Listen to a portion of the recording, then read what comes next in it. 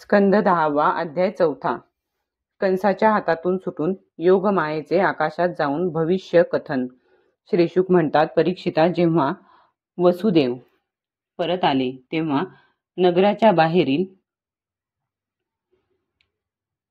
आणि आतील सर्व दरवाजे आपोआपच पहिल्याप्रमाणे बंद झाले. यानंतर बालकाच्या रडण्याचा आवाज ऐकून द्वारपाल उठले. ते ताबडतोब कंसाकडे गेले आणि देवकीला मूल झाल्याचे त्यांनी सांगितले. भयभीत कंस याच गोष्टीची वाट पाहत होता. ते ऐकताच तो ताबडतोब पलंगावरून उठून लगबगीने सूतकागृहाकडे गेला.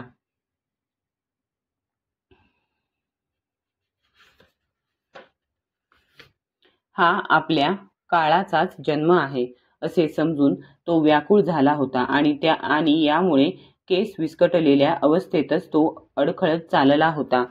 तेथे येताच सती देवकी दीनवाणी होऊन रडत रडत त्या आपल्या भावाला म्हणाली, हे माझे हित चिंतिणाऱ्या बंधो, ही कन्या तुला सुनेप्रमाणे आहे.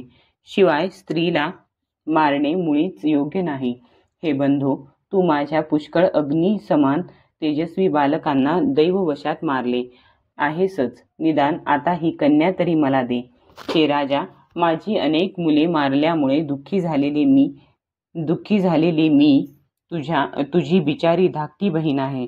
म्हणून हे बंधो, मला अभागिनीला हे शेवटचे मूल तरी दे.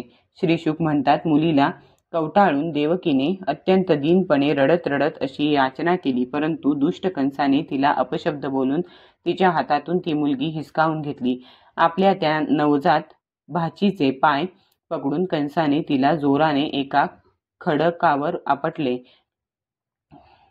त्याच्या हृदयातील प्रेमाला जणू स्वार्थाने मुळासकट उपटून टाकले होते. परंतु श्रीकृष्णाची ती धाकटी बहीण त्याच्या हातातून निसटून ताबडतोब आकाशात गेली आणि तीच आपल्या 8 हातात शस्त्रास्त्रे घेतलेली मोठी देवी झालेली त्याला दिसली. ती दिव्य माळा, वस्त्रे, चंदन आणि रत्नमय अलंकारांनी विभूषित होती. तिच्या हातामध्ये धनुष्य, त्रिशूळ, बाण, ढाल, तलवार, शंख, चक्र आणि गदा ही 8 आयुधे होती.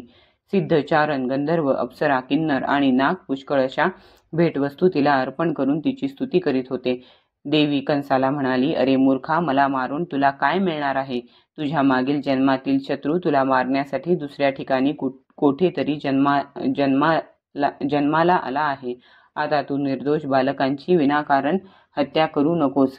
असे म्हणून भगवती योगमाया तेथून अंतर्धान पावली आणि पृथ्वीवरील अनेक ठिकाणी निरनिराळ्या नावांनी प्रसिद्ध झाली. देवीचे हे म्हणणे ऐकून कंसाला अतिशय आश्चर्य वाटले. त्याने त्याच वेळी देवकी आणि वसुदेव यांना कैदेतून मुक्त केले आणि नम्रतेने तो त्यांना म्हणाला, अगं ताई, अहो भाऊजी, अरे रे, मी अत्यंत पापी आहे. ज्याप्रमाणे राक्षस आपल्याच मुलांना मारून टाकतो, त्याचप्रमाणे मी तुमची बरीच मुले मारून टाकली. मी इतका दुष्ट आहे की माझ्यामध्ये करुणेचा लवलेशही नाही. मी माझ्या बांधवांचा आणि मित्रांचाही त्याग केला आहे. आता मला कोणत्या नरकात जावे लागेल बरे? मी तर ब्रह्मघातकी माणसाप्रमाणे जिवंत असूनही मेल्यासारखाच आहे. फक्त माणसेच खोटे बोलतात असे नाही, तर विधाताही खोटे बोलतो. त्याच्यावर विश्वास ठेवूनच मी पाप्याने बहिणीची मुले मारली. तुम्ही दोघेही महात्मे आहात. आपल्या पुत्रांसाठी शोक करू नका. त्यांना त्यांच्या कर्माचेच फळ मिळाले. सर्व प्राणी प्रारब्धाच्या अधीन आहेत. म्हणूनच ते सर्व काळ एकमेकांबरोबर राहू शकत नाहीत. जशा मातीच्या वस्तू तयार होतात आणि मातीत मिसळतात, परंतु मातीमध्ये काही बदल होत नाही, त्याचप्रमाणे शरीरांचे उत्पन्न होणे, नाहीसे होणे हे चालूच असते, परंतु आत्म्यावर याचा काही प्रभाव पडत नाही. जे लोक हे तत्व जाणत नाहीत ते या शरीरालाच आत्मा समजतात. यामुळेच पुत्रादी देहांशी संयोग व वियोग होतो, तेव्हा सुख दुःख रूपी संसारातून सुटका होत नाही. म्हणून हे ताई, मी जरी तुझ्या पुत्रांना मारले असले तरी तू त्यांच्यासाठी शोक करू नकोस. कारण सर्व प्राण्यांना पराधीनपणे आपापल्या कर्मांचे फळ भोगावेच लागते. आपले स्वरूप न जाणल्यामुळे जोपर्यंत जीव असे मानतो की आपण मरणारा आहे किंवा मारणारा आहे, तोपर्यंत शरीराच्या जन्म मृत्यूचा अभिमान धरणारा हा अज्ञानी जीव पीडा देणारा वा पीडा भोगणारा होतो.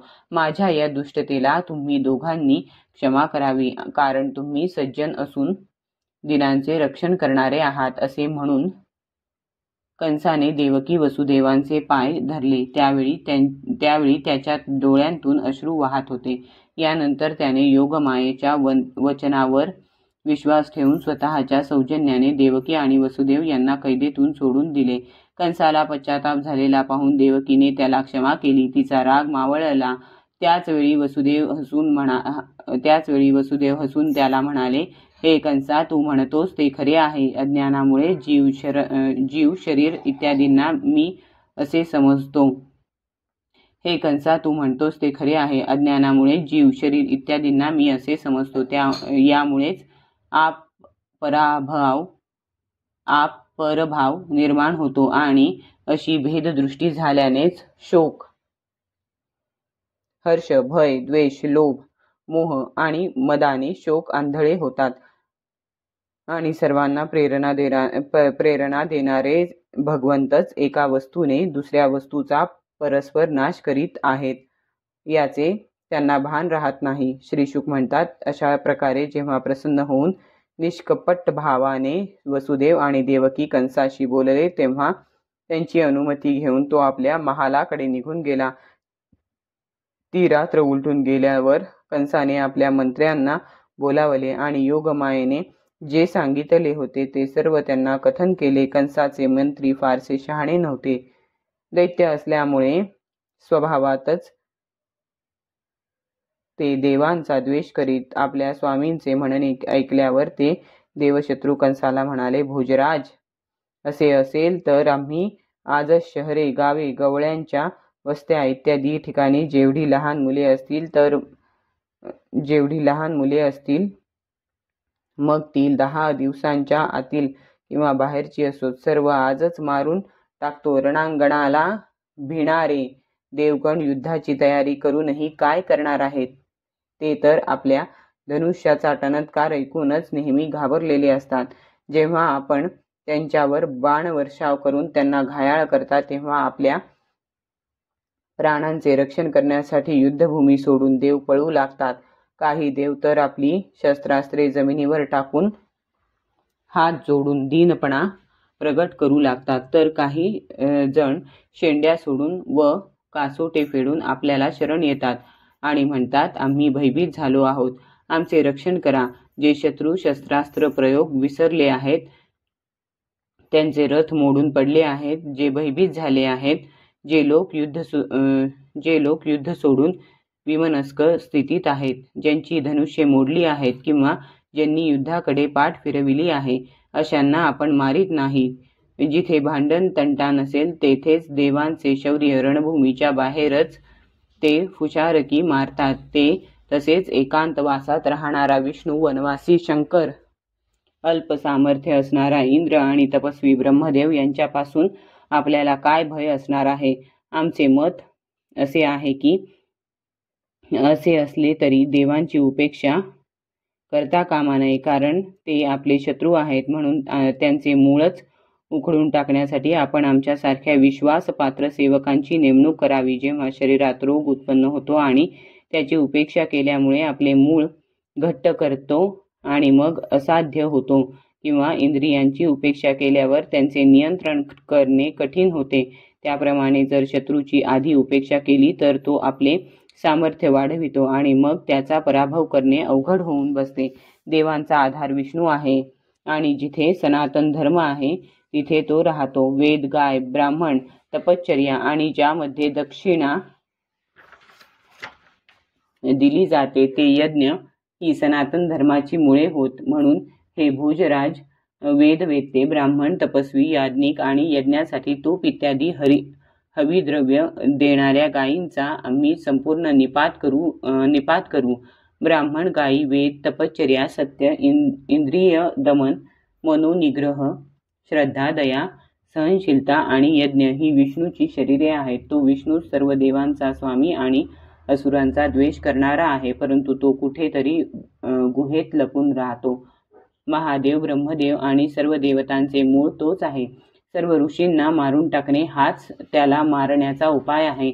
श्री शुक म्हणतात, अशा रीतीने दुष्ट मंत्र्यांशी सल्ला मसलत करून काळाच्या फासात सापडलेल्या दुष्ट कंसाने ब्राह्मणांनाच मारणे योग्य ठरवले. त्याने इच्छेनुसार रूप धारण करणाऱ्या हिंसाप्रेमी राक्षसांना सर्वत्र जाऊन संत पुरुषांची हिंसा करण्याची आज्ञा केली व आपल्या महालात प्रवेश केला. त्या असुराचा स्वभाव रजोगुणी होता. तमोगुणामुळे त्यांचे चित्त विवेक करू शकत नव्हते. मृत्यू त्यांच्या डोक्यावर नाचत होता. म्हणूनच त्यांनी संतांचा द्वेष केला. जे लोक संतांचा अनादर करतात त्यांचे ते कुकर्म त्यांचे आयुष्य, लक्ष्मी, कीर्ती, धर्म, इह परलोक, आशा, आकांक्षा आणि संपूर्ण कल्याण नष्ट करते. अध्याय 4 समाप्त.